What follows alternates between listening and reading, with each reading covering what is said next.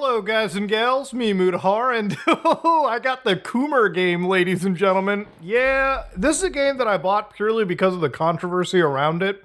So, for anybody that doesn't know, Stellar Blade is out, and apparently the reviews have been so sternly good that it might be an actual amazing Souls-like game out there. And if it's somebody that likes Souls-like games, it's this guy right here. Now, I play Souls-like games like, anybody else. I enjoy them. It's a difficulty thing for me. A lot of them harken back to old-school platformers, Metroidvania-style experiences where, you get a bit of challenge. You get your challenge. You get a world that you can constantly explore, interconnectedness. I like a lot of stuff Souls-related, okay? I don't have to explain much of anything. So Stellar Blade was like the sixth game to finally drop on the PlayStation 5 that made the console worth owning, okay? So before we continue into this, I feel like it is wrong to do this video without addressing the controversy that got me here in the first place, okay? Now, for instance, Stellar Blade has a character known as Eve, and Eve's character is, I guess, for the lack of a better term, hypersexualized, okay? Well, hyper or over, whatever. She's a attractive character who's, she's got a very nice figure. Her clothing is very skin tight. She's if you had a scale of I don't know, Jenna Jameson to Burqa, okay? She would be closer to the Jenna Jameson side of things, okay? Now, for anybody who's like in the audience who's going, Muda, who's that you're speaking of? God, I feel old. I'm turning 30 this year. Jesus Christ, it's wild. But anyways, to give you an idea here, ladies and gentlemen, she is very much on the attractive, like a skin suit side, if you will, right? Like very much showy. So that being said, she's had a bit of censorship issues lately.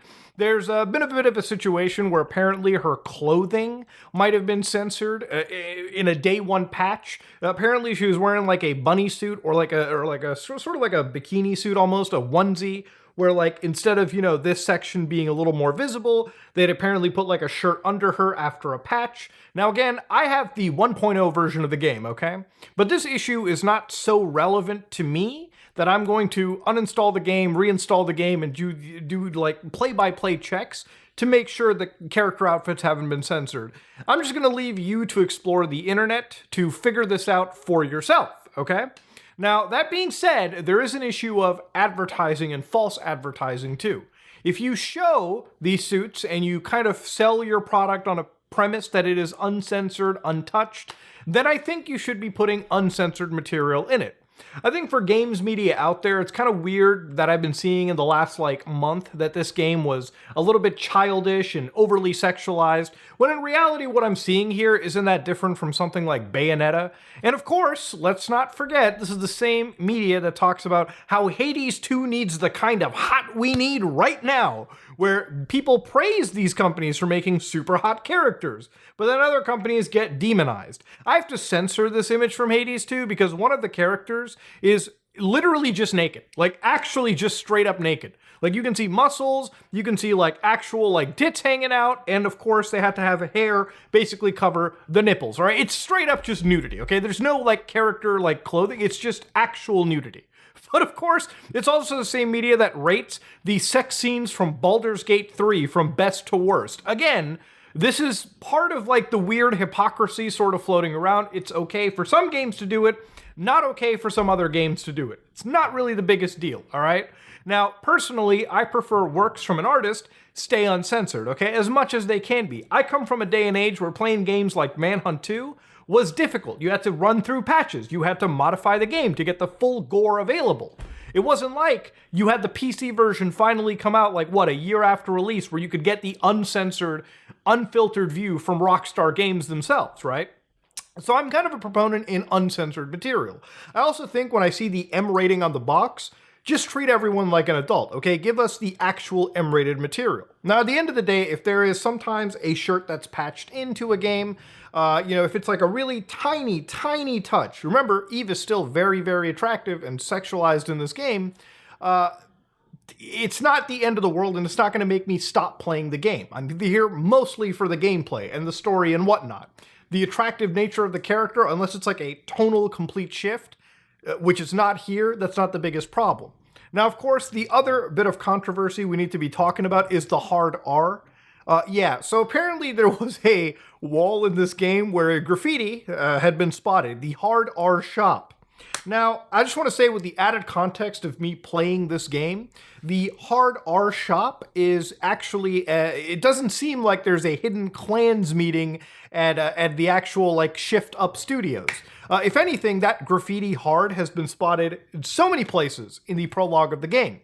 And the R shop, it really feels like this is poor alignment rather than actual malfeasance at the office. But of course, the hard R, for anybody that doesn't live here, because you have to kind of live in North America to understand this a little bit, the hard R references the actual N-word with the hard R, which is a derogatory slur, right? Now, some people look at this and think, whoa, maybe they meant the R word for like the mentally handicapped or something, right? Or some people think it's a reference to like the hard R rating for movies. Look, whatever your interpretation is, I'm sure that Sony probably saw the bad press and they're like, all right, boys, we got to put a patch to like change that to something else. And they did, to something known as Crimer, okay? The graffiti was changed to crime, I think, but with the added R, it actually referenced another slur against African Americans, so wild stuff right there. Now, this is all the controversy the game really had to offer, and this is pretty much all I've been hearing about this game from everyone that I could find in the YouTube recommendeds, okay? It almost got to the point where I didn't want to try this game. But I did, all right? I figured when I saw the ratings and the reviews for this, it should be a pretty good game. And it kind of is, ladies and gentlemen. Coomer Souls is actually fucking good. So usually the way I review these games, I kind of break certain things off. So I want to start off with the most simple and the first thing everybody will see, graphics, right? Visually speaking, this is an Unreal Engine 4 game, and it doesn't do anything beyond it being just your standard Unreal Engine 4 game. You know, in a lot of ways, playing Stellar Blade, it really feels like the environments and the locations and the enemies that I'm fighting could have been a PlayStation 4 game, for crying out loud. It could have been a late generation PS4 game. If anything, it feels very close to another game in the Souls-like genre known as The Surge and The Surge 2. So visually speaking, there's not a whole lot in here that's gonna blow you away. Nothing here really feels like there's the PS5, you know, something that is warranted of all of this processing power. You know, the same system that has really interesting games like GTA 6 coming out, you know, sometime, which again is a landmark release, next to this, doesn't really feel all that well. This isn't a visually mind-boggling game, okay? Eve's character design, Eve has multiple suits, you know, multiple different, you know, sexy suits, if you will, too. Some of them have like really, you know, intricate gameplay changes. There is obviously a system where you are constantly modifying your character, and it visually is represented. The actual animations when characters are talking feels like I'm playing a fucking PS2 game or a mid-generation PS3 release. So yeah, it's not a visually mind-boggling game, okay? In a lot of ways, I would say Nier Automata, a lot of games that have come out towards the tail end of the PS4 life cycle, or even mostly towards the middle, feel like they've been better releases for the most part, or at least on par with what I'm seeing here. Now, what this game has that I really appreciate for an action game is 60 frames per second. So there are 3 graphic modes for this game on the PlayStation. You've got resolution mode, which notches down to 30 frames, but gives you like 4K, maybe a little above, I'm not sure. I don't have frame rate testing tools or resolution testing tools in my arsenal for these kind of videos, just because I'm mostly looking at it from a gamer perspective. And of course, you've got the balanced mode, which is the perfect mix of like good resolution, but 60 frames per second. And of course, if you literally cannot lose a single frame playing one of these games, because there are people who play action games and want absolute no latency or as little as they can, there is a prioritized frame rate mode. Now, I've been playing entirely on the balanced mode, okay? And I will say this right now, I don't think I've seen a single frame drop in this game. It is such an optimized release, and bonus credits for Shift Up for making this 35, 36 gigabytes. In a day and age where the game next to it, Final Fantasy Rebirth, is like 150 something gigabytes on my PlayStation. And in some cases, visually, the texture work on this game feels night and day better than whatever the fuck they were doing with Final Fantasy VII Rebirth. But that's a whole different story for now, okay? Look, at the end of the day, this game, while it may not blow your mind away visually, The fact that it runs at 60 frames per second locked is all that matters. And mind you, I've been playing the unpatched version for most of this video. Most of the footage you see is the 1.0 release without the actual day one patch. So it runs at 60 frames per second right off of the actual disc. Brilliant release. There might be 1 or 2 frame drops, but that's usually when, like, I guess maybe an area is loading or something. It's hard to tell. I'm just going to say there might be some frame drops because I don't have the exact tools to test it, but in my actual play, in combat, it has been actually 60 frames. So I guess the next way to move on to it is the storyline. And the storyline is, in my opinion, one of the weaker points for this game. Mind you, I haven't made it super far into the game personally. I made it to Zion, which is the central hub city, and a bit beyond into the first, I guess, open world. But nothing in the story so far really interests me. For anybody that needs to know, basically there is a group of aliens that have invaded Earth, and you, Eve, are part of an airborne squadron that are sent in to Earth to reclaim it. And of course, shit goes wrong on your mission, as it often does in these kind of games.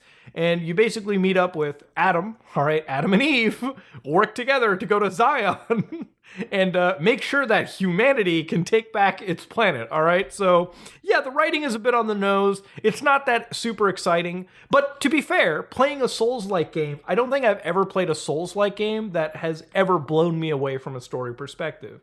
You know, you're talking about a guy that has platinumed Elden Ring basically twice at this point, okay? I've gotten so many hours in that game, and if you ask me about the storyline to Elden Ring, I'd probably blank out and give you the most basic answers. Mostly because I'm not playing these kind of games for the story. You point me in a direction, you give me a vague direction, I go there, I fight a boss, I engage with the actual gameplay, and that's pretty much all that actually matters to me, okay? So that's kind of where I'm sitting at with this game. The story doesn't really blow me away. The voice acting, it's fine, it's whatever. The environments look cool, that's about it. But the gameplay is what caused me to actually make this video and why I'm actually fighting for Coomer Souls. So the gameplay for this game is your kind of like, it's your melee-based like Souls experience. There is a great emphasis on parrying. There's a great emphasis on dodging. There are beta skills which build up as you constantly fight enemies and lay out aggressive behavior. And then you can use these beta abilities to lay out actual damage dealing attacks and take care of enemies right there. There is a shield system where as you get into each and every fight, you have a little bit of damage resistance that whittles away as you take damage throughout the fight. And this also applies to enemies as well too. So there's a big incentive on whittling down the shields of boss characters, going into fights with them, and then basically, when their shield is down, laying out as many attacks, laying out all your aggression as much as you can to secure the actual win. So the boss battles in this game are, again, like your standard Souls battles, right? Like they're these big enemies, and they jump out in front of you. They've got their big health bars up top. They've got actual abilities that I feel are too telegraphed, okay? The actual fighting in this game is a little slow. And mind you, I've only really done the prologue, but you know, even in the prologue, right, these kind of games, especially Soul stuff, they don't hold back their hand. You know, it's usually, it's always the games that aren't from Software that usually show the most hardcore gameplay and the most testicle crunching difficulty right off of the bat, right? And I'm looking at games like Neo and whatnot, right? Where these games don't hold back. You play Neo 2, the first boss alone, in my opinion, will set your shit right straight. So this game kind of has a battle system. It has bosses, it has enemies, but I feel like they're a little too easy to telegraph. And that's what makes fighting them, parrying them, blocking them a little bit too easier. And maybe it's because I played so many of these games that I've become better at them over the years.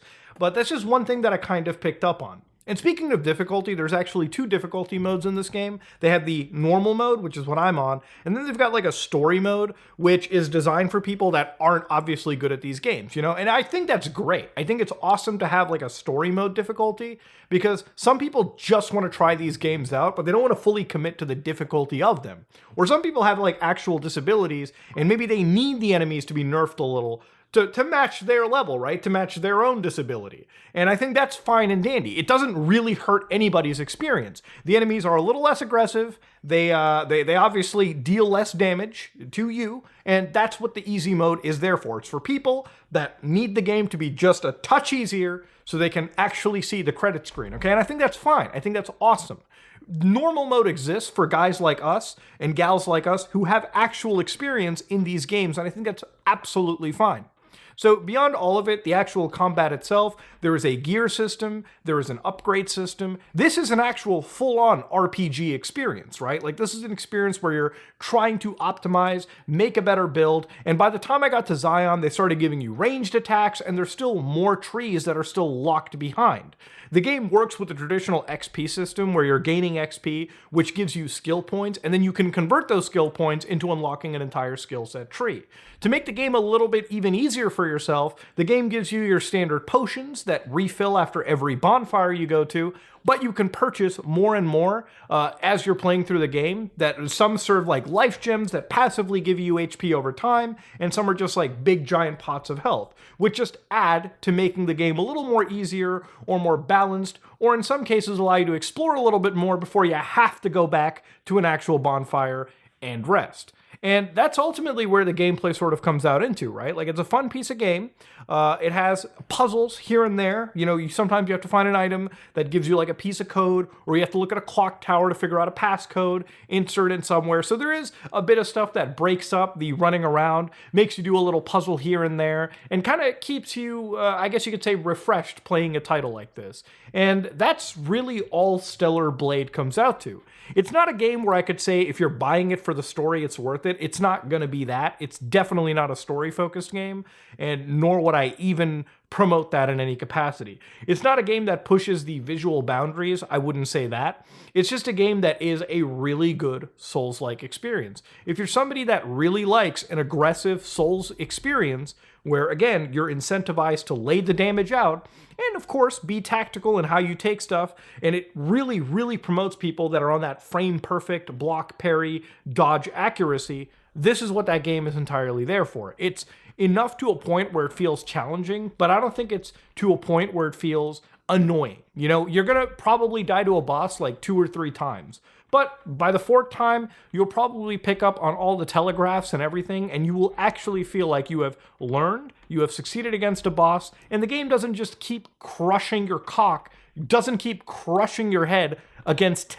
difficulty just for the sake of difficulty. And that's where I'm really going to kind of keep it off at. Stellar Blade, Coomer Blade, whatever you want to call it, for all of its controversies that I've heard, is actually a pretty goddamn stellar game. And honestly, I would recommend you buy it if you're into the Soul stuff, but I would probably wait until like a sale hits. I think for the price that they're selling it at, it's a little too expensive. Again, there's a lot of stuff here that feels like a 7 out of 10. The gameplay is good, but I don't think it's full price good. I would wait until a sale drops. Maybe sometime when this game is like 50 bucks, you know, 40 bucks, maybe when it's like 30% off, you know what I mean? Or if it drops sometime later on the PC, which I don't know if it will or won't, maybe at that point pick it up on a sale or something. At that point, you can probably uncensor the game yourself through mods. But yeah, you know, if you're somebody that's in the market for a Soul stuff, this is it. And if you're somebody that owns a PS5, congratulations, boys and girls. We finally got our 6th game. That said, ladies and gentlemen, I'm going to go back and play some more Stellar Blade.